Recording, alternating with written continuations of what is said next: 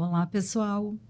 Estamos iniciando mais um podcast, Questão de Ordem, da OAB Subseção Caxias do Sul, organizado pela Comissão de Direito Digital e Proteção de Dados. O assunto hoje vai ser privacidade, proteção de dados e fraudes digitais. Eu gostaria de agradecer a presença do delegado de Polícia Civil, Dr. Emerson Wendt, especialista em investigação de crimes cibernéticos, professor da Academia de Polícia do Rio Grande do Sul, entre outras qualificações. O nosso convidado especial, André Mazeron, pós-graduado em Gestão de Segurança, instrutor de certificação da CESPRO para DPO e sócio fundador da Leverage Segurança da Informação. E a presença aqui da minha colega, advogada, Patrícia Montemeso, professora de Direito Digital da Universidade de Caxias do Sul, que vai conversar aqui, né, como mediadora com esses dois grandes profissionais hoje que estão aqui conosco. Olá, pessoal. A minha saudação, então, meu agradecimento, né, doutora Cíntia, por poder participar desse momento. É um prazer, uma honra para mim dividir, né, mediar essa conversa aí com o André, especialista, né, em segurança da informação, e o doutor Emerson, né, delegado que a longa data também atua nessa área. Bom dia, André. Bom dia. Bom dia não, né? Bom dia Olá. não. Olá, pessoal. Obrigado pelo convite. Pessoal, queremos também agradecer, né, o patrocínio da R Master Sul, assessoria documental. Doutor Emerson, tudo bem? É um prazer recebê-lo também. Olá, Patrícia. Olá, Cíntia. Olá, doutor André, professor André. Prazer estar com vocês aí nesse momento da discussão desse assunto bem importante. Pois é, então acho que, né, Cíntia, vamos começar a falar um pouquinho aqui sobre os crimes, né, especificamente os crimes que às vezes não são unicamente crimes, mas que são ilícitos, né, mas aproveitando a presença então do Dr. Emerson, né, delegado. Dr. Emerson, assim, pela sua experiência enquanto delegado, quais são os crimes, os golpes atualmente mais usuais? Porque realmente, né, acredito que são situações que a cada semana, a cada mês, enfim, periodicamente, novas situações surgem, né? Atualmente, assim, o que o senhor poderia destacar para nós com relação a isso, né? Quais são os golpes mais recentes aí? Bom, olha, nós temos uma infinidade de golpes que são praticados hoje em dia e todos com a possibilidade de enquadramento nessa nova normativa de 2021, que é a chamada de fraude eletrônica, ou seja, nosso legislador compreendeu o momento, né, especialmente da pandemia, onde o criminoso migrou do mundo físico para o mundo digital e ampliou sobremaneira, né? No Rio Grande do Sul a gente só via notícias nesse período de dobro de ocorrências em relação ao período anterior, e às vezes era em relação ao mês anterior, ao semestre anterior, ou ao ano anterior. O Brasil tem alguns estados que quintuplicaram o número de registros de fraude eletrônica, dos mais variados tipos, né? O criminoso acabou compreendendo e adaptando várias formas desse mundo físico para o mundo digital. E os mais comuns hoje em dia são aqueles que são baseados na lógica do romance scam, ou da pescaria amorosa, né? Ou seja, que utiliza uma fragilidade momentânea da pessoa, seja do sexo masculino, do sexo feminino, e acaba aproveitando essa interação, obtendo dados íntimos, e quando eu falo dados íntimos, muitas vezes são imagens, são vídeos, e a partir daí fazendo algum processo de extorsão. Isso geralmente homens são vítimas, né? Então nós temos aí golpe da novinha, golpe dos nudes, são golpes relacionados a essa exploração. A mulher também é vítima desse tipo de crime, porém a fraude eletrônica ela fica mais latente, porque o criminoso acaba por conseguir manter a mulher ativa no suposto romance virtual e com isso criar situações em que ela repassa valores supostamente para uma viagem, para que ocorra o encontro, algum problema financeiro do Dom Juan lá do outro lado, né? Ou seja, tanto é que é chamado de golpe do Dom Juan, né? Então, infelizmente, bastante comum.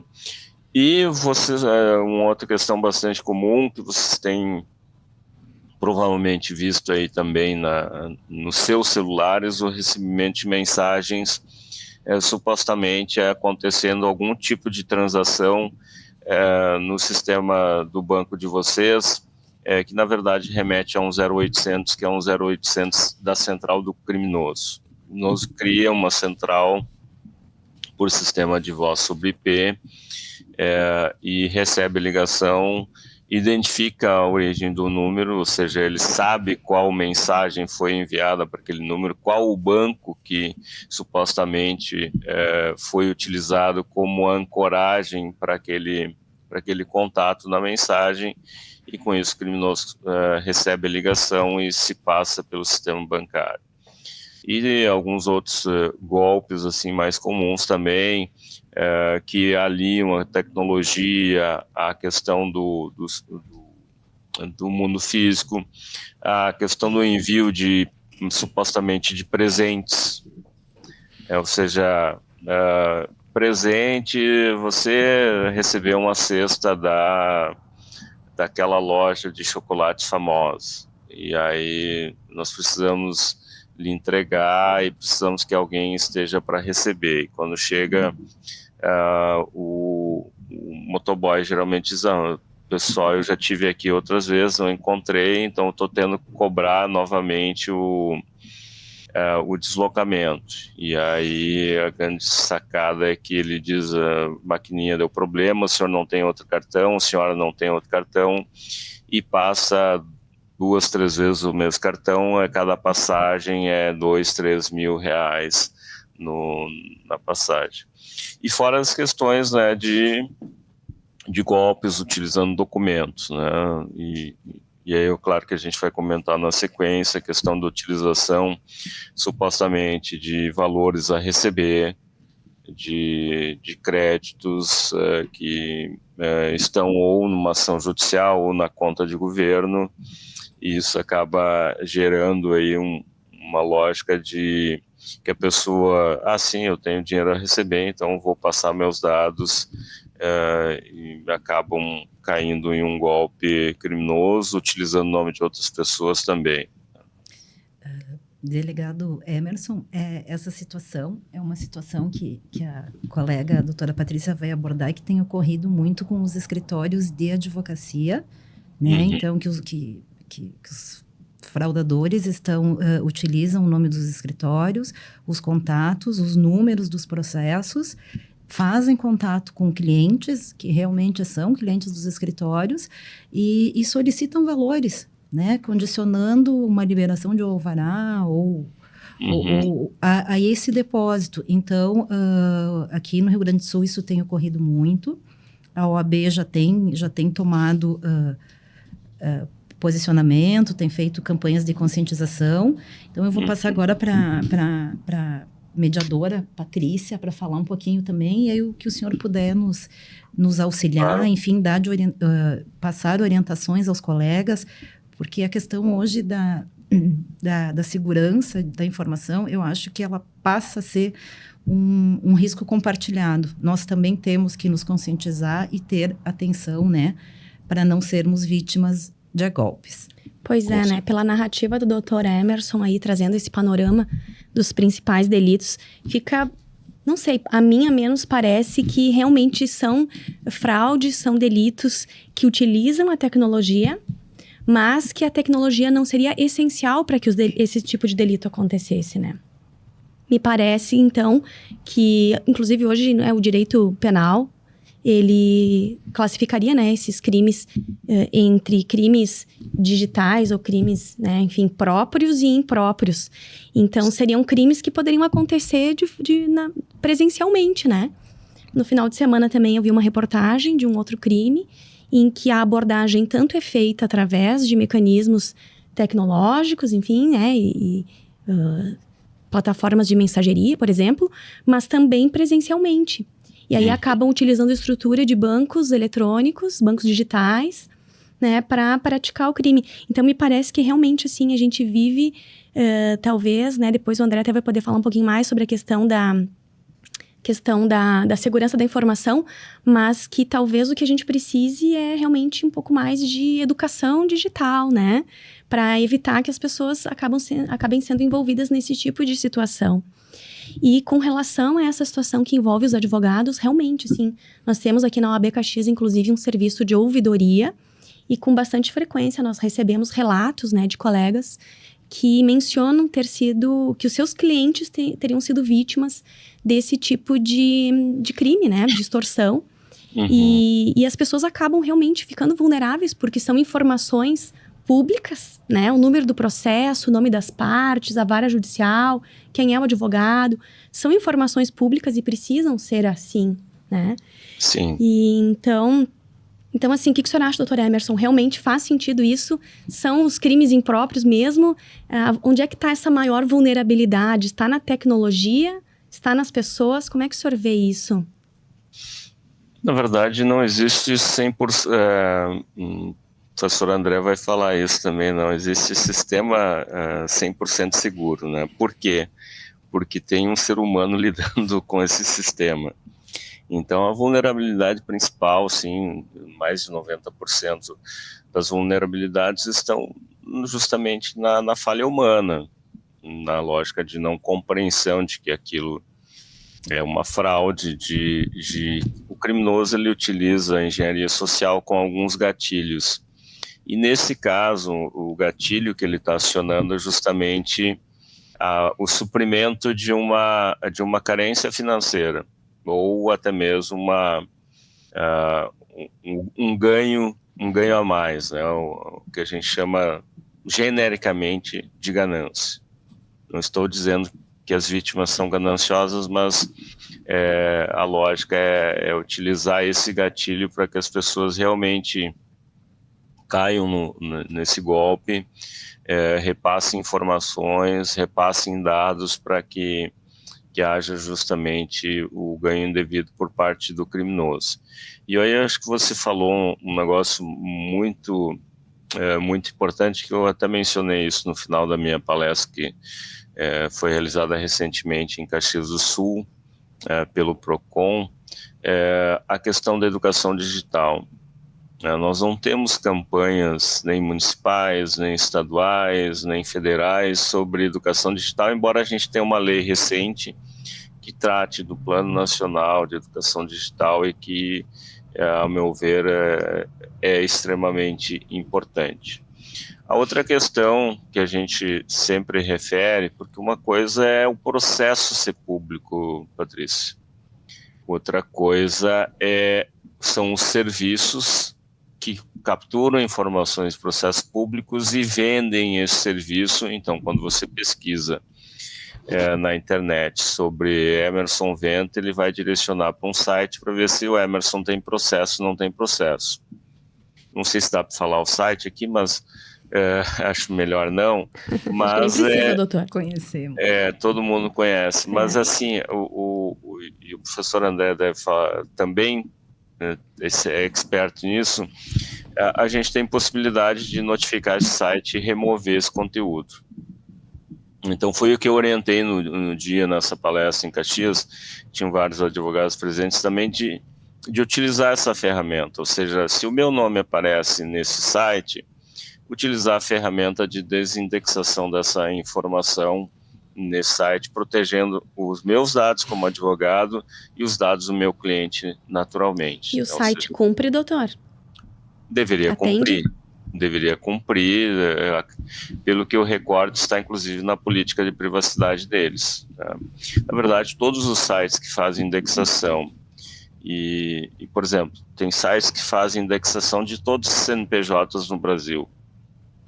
Se a empresa for lá e solicitar a desindexação desse dado daquele site, mesmo que esteja no site da Receita Federal, aquele site especificamente é obrigado a retirar a informação da empresa, do sócio, dos dados. Então, eu acho que é uma ferramenta que pode auxiliar nessa lógica de não obter o dado.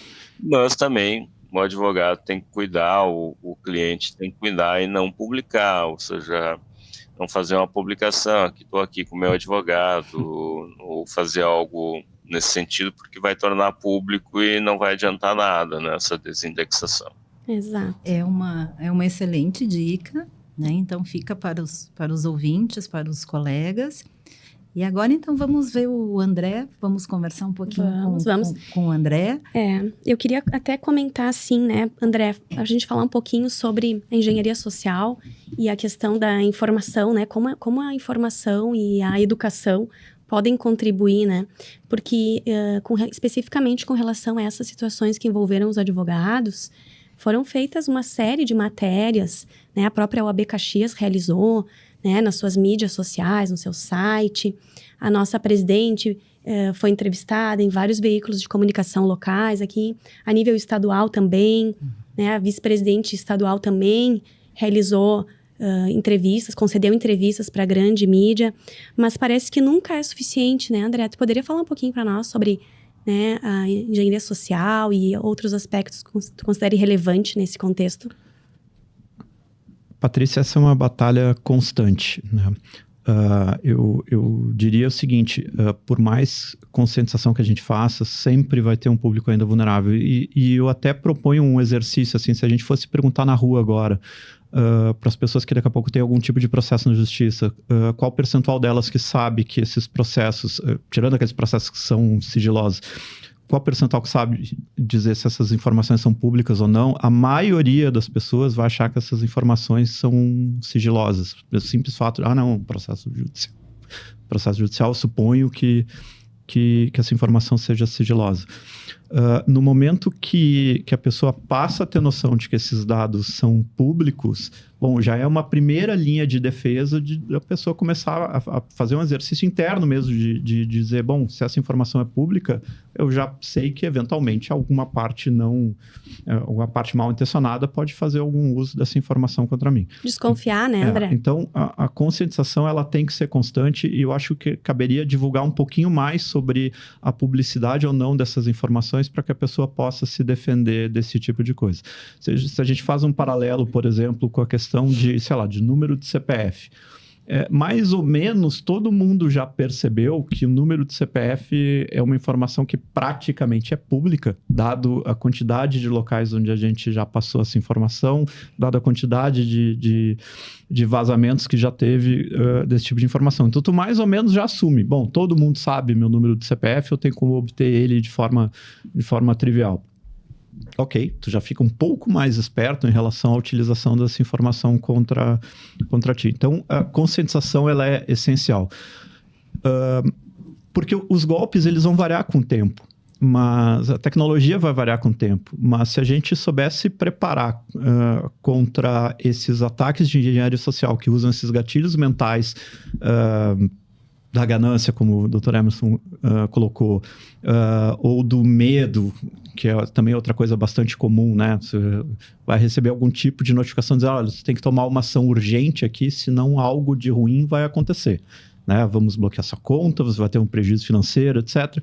E a pessoa age por medo. Se a gente sabe se a gente é ensinado que os golpistas usam esse tipo de gatilho mental contra a gente, é uma barreira a mais de proteção que a gente pode ter contra esse tipo de ataque.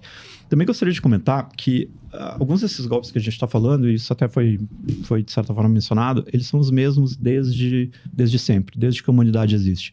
Simplesmente a tecnologia viabilizou uma nova forma desses golpes acontecer, onde o criminoso consegue estar mais distante geograficamente da sua vítima. Mas se a gente pega, por exemplo, esse golpe do Dom Juan digital, bom, se a gente pega a literatura de 500 anos atrás, a gente vai achar, né, golpistas se fazendo passar por alguém que não eram para extrair dinheiro da viúva rica lá, né? Não vão faltar exemplos. Então, os golpes são os mesmos, eles só mudaram de plataforma. E, na real, mesmo os golpes analógicos, eles continuam acontecendo. Se a gente pega golpe do bilhete premiado, por exemplo, tem relatos quase semanais do meu bairro, onde eu moro lá, de tentativas de aplicação desse golpe que não envolve tecnologia. Então, a gente precisa trabalhar muito forte a questão de conscientização das pessoas contra esse tipo de ameaça que envolve explorar o comportamento humano. E na Deep Web, Dr. Emerson e André, é fato que existem muitas informações, muitos dados, muitos bancos de dados com informações, né, absurdamente completas com relação a todas as pessoas, né? A Deep Web também acaba sendo uma fonte para esse tipo de crime? A Deep Web, na verdade, representa mais de 90% da internet, então tem muita informação lá. Vocês provavelmente utilizam Deep Web todo dia, e na verdade essa lógica de que a Deep Web é só usada para o lado obscuro da força, por assim dizer, é mito, né? Isso é um mito que foi criado, quando na verdade a gente utiliza todo dia. É claro que tem, sim, né, muita informação, tem venda de informação. Eu sempre digo que se você perder um pendrive e alguém com uma má índole encontrar, provavelmente vai colocar as informações à venda na Deep Web, né, em algum local, porque toda e qualquer informação hoje tem algum tipo de valor, né, financeiro. O que é interessante a gente ter, né, sistemas de monitoramento, inclusive na Deep Web. Então, quando você, por exemplo, paga um gerenciador de senhas, que as pessoas hoje gostam de utilizar a mesma senha para várias aplicações diferentes. E quando o ideal é utilizar um gerenciador de senha, mesmo que gratuito, mas as ferramentas pagas acabam por auxiliar, por assim dizer, você fazer um monitoramento, inclusive na Deep Web. Então, eles vão retornar, eventualmente, dados de que seu e-mail, seu telefone, seu nome circulou em algum banco de dados ilegal na Deep Web também. Isso, hoje em dia, é extremamente importante, ter esse pequeno, que não é grande, é um pequeno investimento, esse tipo de monitoramento, que auxilia você a, inclusive, proteger seus dados e, indiretamente, proteger os dados dos seus clientes, né? Eu gostaria de, André, trazer alguns exemplos de engenharia social comuns que acontecem no dia a dia, seja com o uso das redes sociais, inclusive envolvendo a questão da Lei Geral de Proteção de Dados, que com essas informações que são públicas ou que são disponibilizadas em redes sociais, as empresas também passam a ser vítimas de golpes, né? Então, poderia nos trazer, enfim, exemplos, alguns exemplos sobre essas situações, a questão do e-mail falso, ou a própria interceptação, né, que, entre um e-mail de uma empresa para um outro setor. Aí saindo um pouquinho dos golpes contra pessoas físicas, uma das ameaças que tem gerado prejuízos mais significativos para as empresas é uma categoria de ataque que a gente chama de Business Email Compromise. Eu já tive a oportunidade de acompanhar casos assim, onde as empresas perderam centenas de milhares de reais, ou às vezes mais de R$1 milhão no golpe. Como é que esse ataque funciona? O atacante, através de outros métodos que podem incluir frequentemente engenharia social, ele consegue ter acesso à caixa postal de alguma empresa, ou da empresa vítima, ou de, às vezes, um fornecedor ou cliente daquela empresa. A partir daí, ele fica acompanhando troca de e-mails que acontece ali entre aquelas empresas, e ele aguarda a oportunidade. Olha que interessante, essas pessoas, esses golpistas, eles têm muita paciência. Às vezes eles podem aguardar meses até surgir a oportunidade ideal para aplicar o golpe. Aí, num dado momento, eles veem que a empresa vai fazer um pagamento para um fornecedor no valor significativo. Aí o golpista entra no circuito, tira uma das partes da conversa, começa a se fazer como aquela parte e entra em contato com a empresa que vai fazer o pagamento e diz, olha, normalmente tu paga nessa conta aqui, mas dessa vez eu gostaria de receber o pagamento nessa outra conta. Né? E a empresa acha que está falando com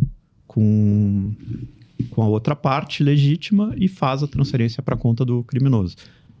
Eu acompanhei um caso de uma empresa aqui do estado, onde ocorreu exatamente essa situação. Eles tinham que fazer uma transferência internacional para um fornecedor, acabaram fazendo a transferência para uma conta em outro país, mais de R$1 milhão. Esse dinheiro foi parar nas mãos de uma quadrilha que operava a partir de um país da África, aplicando golpes no mundo inteiro, e tu nunca mais recupera esse dinheiro. Perfeito. Então, são pequenos detalhes que a gente tem que prestar atenção quando a gente está conversando com os nossos fornecedores, especialmente quando a gente está às voltas com alguma situação envolvendo uma transação financeira significativa, que poderiam fazer a diferença para a gente cair ou não nesse golpe. Né? Como, por exemplo, será que o e-mail do remetente está correto ali?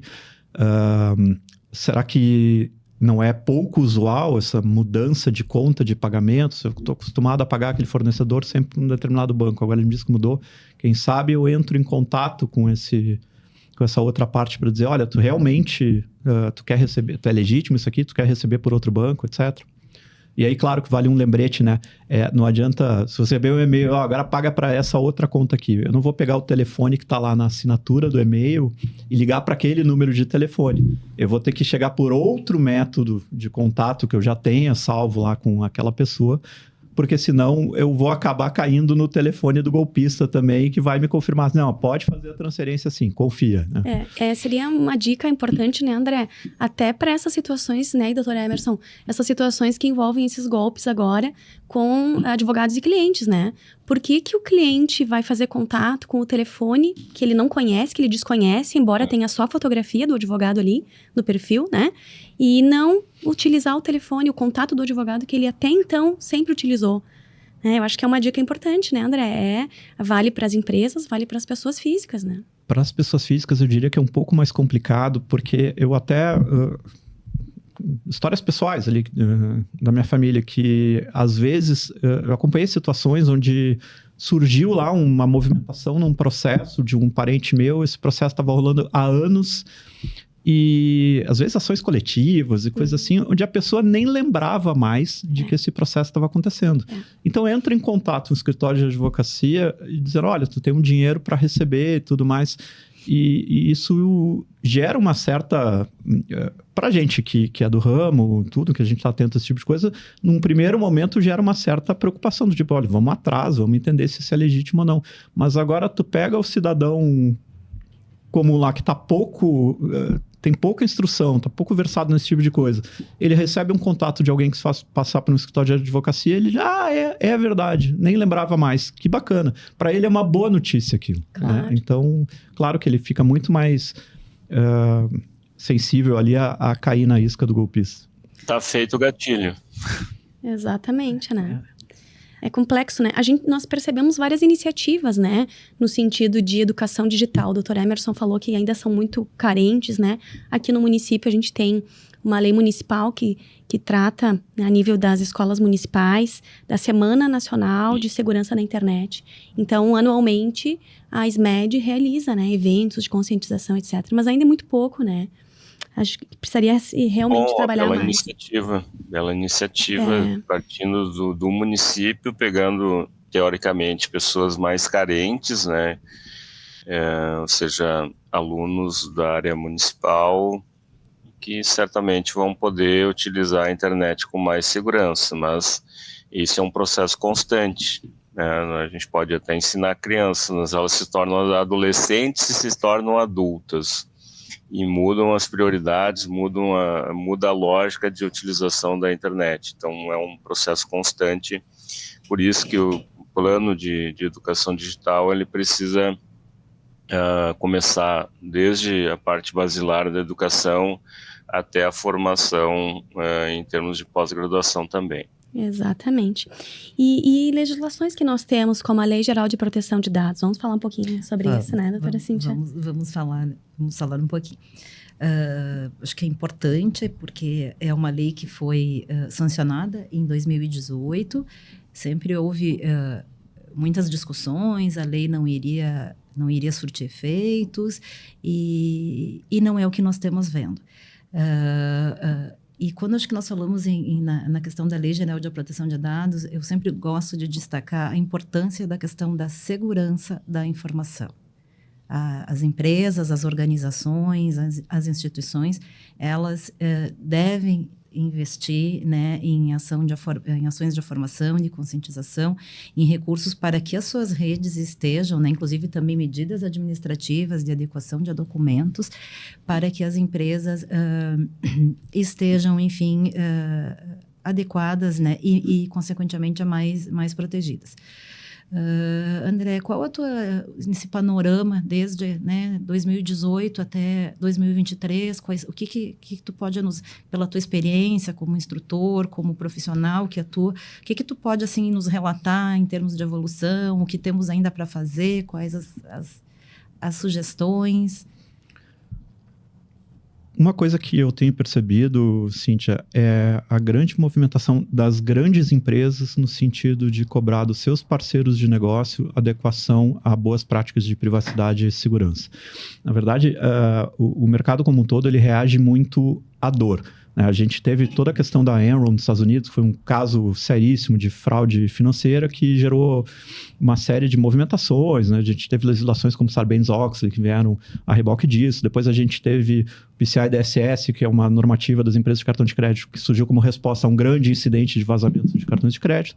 E a gente teve legislações de privacidade, a LGPD no Brasil, o GDPR na Europa e outras que surgiram como resposta a violações de segurança. As grandes empresas, como normalmente estão mais acostumadas com questões de compliance, elas acabam sendo as pioneiras nesse tipo de adequação.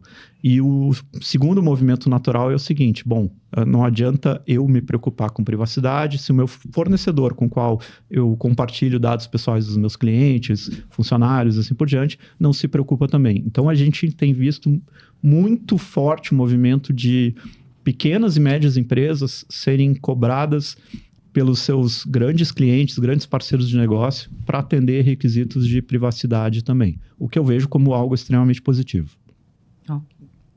E é importante, né, André? Eu acho que a adequação LGPD também pode representar um mecanismo de prevenção e proteção a essas fraudes eletrônicas e golpes e crimes, enfim.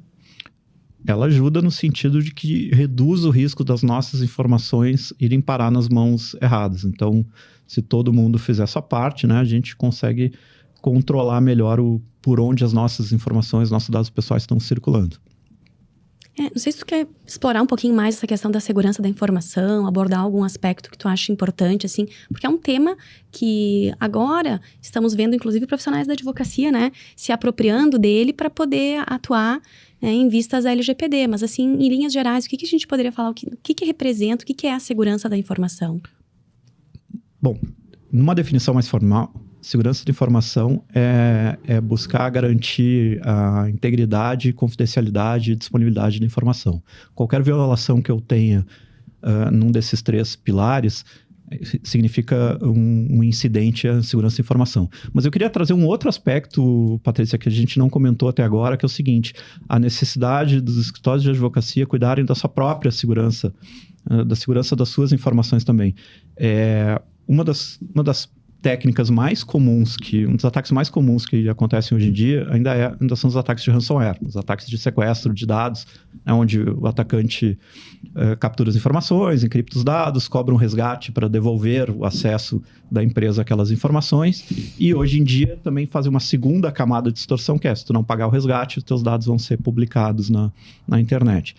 E escritórios de advocacia não estão imunes a esse tipo de golpe. Eu acompanhei o caso de um escritório de advocacia, por exemplo, que foi vítima de um ataque de ransomware, e por uma série de fragilidades na forma com que eles lidavam com a informação, eles só conseguiram... Eles se recusaram a pagar o resgate. O resgate era alguma coisa em torno de uns R$2 milhões.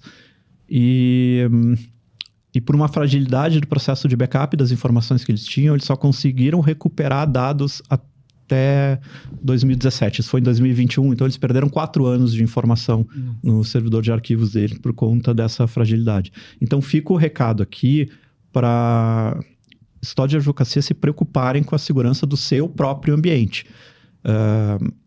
Porque esse golpe, ele não vê porte de empresa, ele não vê área de atuação, qualquer organização está sujeita a ser vítima desse tipo de ataque. Ok. Bom, pessoal, nós vamos quase nos encaminhando para o encerramento desse excelente bate-papo, dessa troca de informações e compartilhamento. Eu tenho mais uma pergunta para o delegado Emerson. Como é que estão, assim, em nível de investigação policial? As nossas... as delegacias, elas estão preparadas para lidar com todo essa engenharia e os golpes estão cada vez também estão sendo aprimorados. Como é que está essa, né, em linhas gerais, né, o que o senhor pode nos informar em relação à parte de investigação? Bom, isso foi resultado da minha tese agora de doutorado que eu defendi em abril de 2023, onde eu fiz uma análise nacional disso, não só da estrutura, mas também a partir da perspectiva de quem trabalha em investigação cibernética. E nós temos 4 estados que não têm delegacias ainda instaladas no Brasil. Tem 2 estados que não têm nem delegacia prevista em lei, né? Então, ou seja, há uma necessidade de reformulação. Tem alguns estados que estão mais avançados. O Pará tem um departamento que trabalha só com investigação de crimes cibernéticos. Inclusive, sugeri publicamente isso ao governador Eduardo Leite aqui no estado, que pudesse criar um departamento. Fiz uma sugestão, inclusive, no antigo Twitter, agora X, nesse sentido, para que ele pudesse elaborar, né, a estruturação de um departamento nessa área. Aqui no estado a delegacia existe desde 2010, praticamente. Mudou recentemente para incluir a questão de fraude na parte investigativa, mas mesmo assim ela está linkada, por exemplo, ao DEIC, que é o Departamento Estadual de Investigações Criminais. Então vai tratar não necessariamente todos os casos do estado e nem teria como. Então a lógica sempre, né, e isso é uma lógica que surgiu a partir dessa análise nacional, sempre deveria ser trabalhar não necessariamente a estruturação de um órgão, mas a qualificação e a capacitação de todos os policiais hoje, porque 60%, 70% das investigações, eu não falo em investigação de crimes cibernéticos, falo de todas as investigações, elas têm uma correspondência com a questão tecnológica digital.